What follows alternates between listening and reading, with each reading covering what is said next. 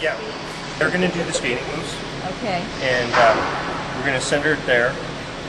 This is the 10-channel recorder we use. Okay. So as, due to the time frame that we have to turn the material around, we're going to use this in our main mic. Okay. And then any other mics will go in channels 3 through 10.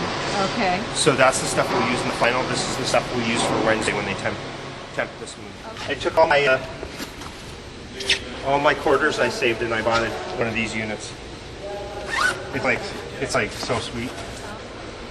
It's 10 channels, but it's 192 kilohertz, 24 bit. So you can record an orchestra. Really good. It was the first time they skate together. So this is how far we'll get.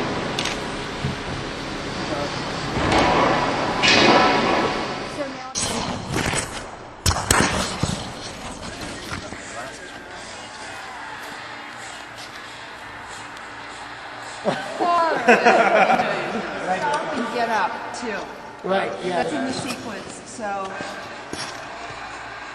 the slide is 1, 2, 3. And again, yeah. And Up a turn and turn forward. Yeah. Let's watch this again.